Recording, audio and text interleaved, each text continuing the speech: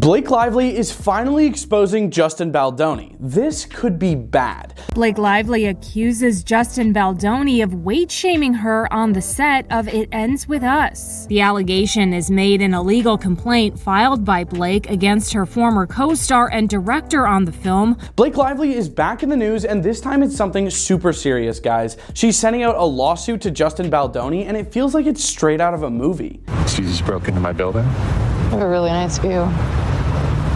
I do. Blake Lively is accusing Justin Baldoni of launching a PR scheme against her and is roping Hailey Bieber into this mess too, citing her as an inspiration in her lawsuit against Justin Baldoni. Blake's suing Justin over some wild allegations and for allegedly fostering a weird work environment on the set of their movie It Ends With Us. Blake says Justin routinely body-shamed her, including a particular instance. If any of you know the story of that movie too, this is way too ironic.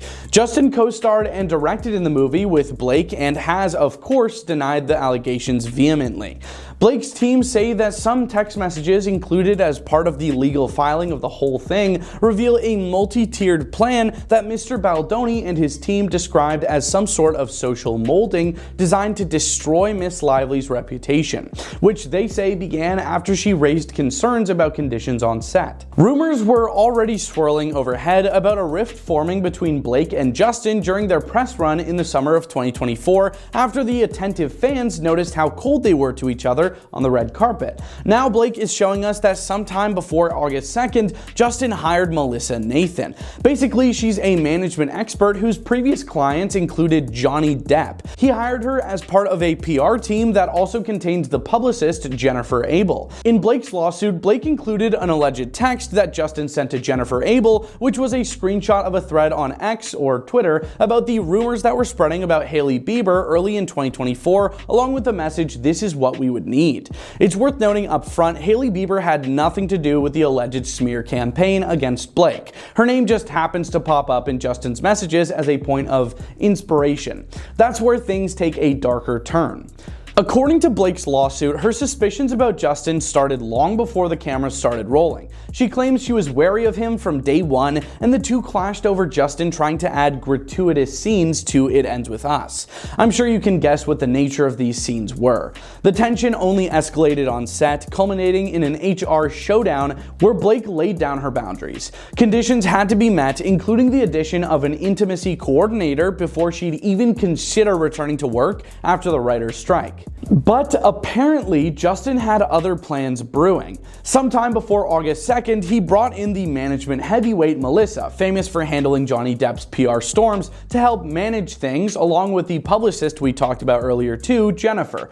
If Blake's legal team is to be believed, this wasn't them trying to control the fallout, it was an outright takedown strategy. The messages allegedly exchanged between Melissa and Jennifer read more like dialogue from a soap opera than professional correspondence.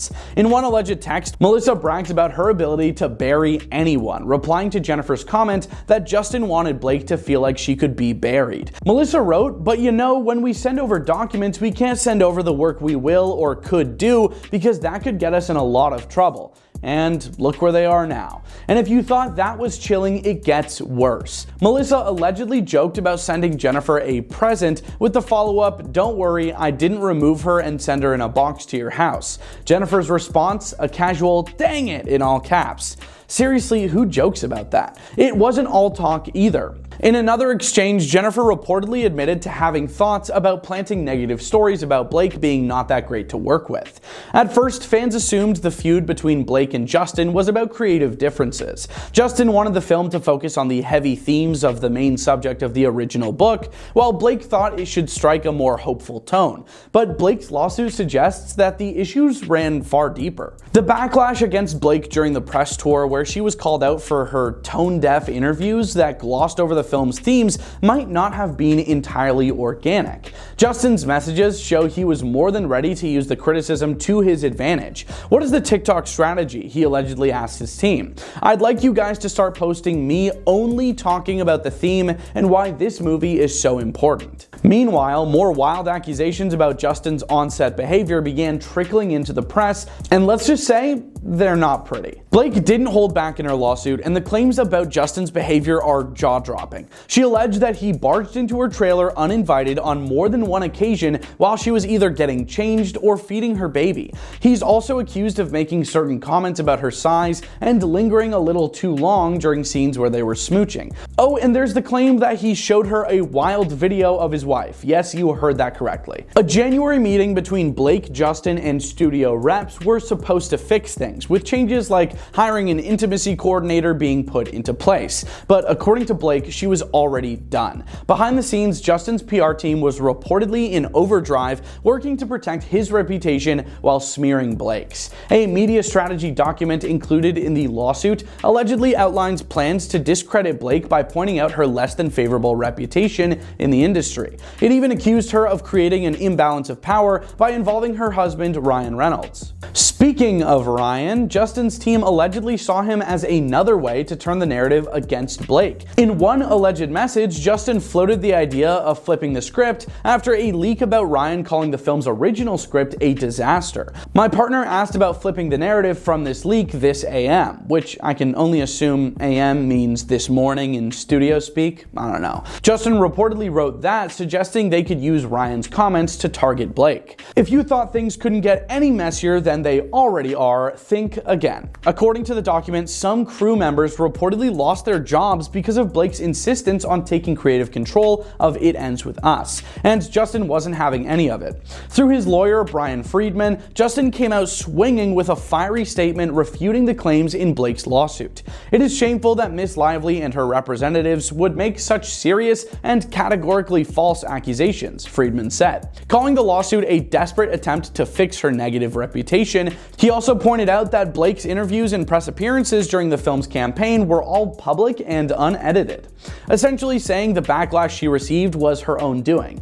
Okay, that does kind of make sense, but wait, there's more. Friedman also revealed that Wayfarer Studios had brought on a management expert well before the movie's marketing began. Why? Because Blake allegedly made multiple demands and pointed comments during production, including refusing to show up on set or promote the film unless her conditions were met. According to Friedman, this ultimately led to the film's demise during release. It gets even juicier. Friedman claimed that Blake hired her own PR powerhouse, Leslie Sloan from Vision PR, who also represents her husband, Ryan Reynolds, to plant negative and completely fabricated stories about Justin and Wayfarer Studios.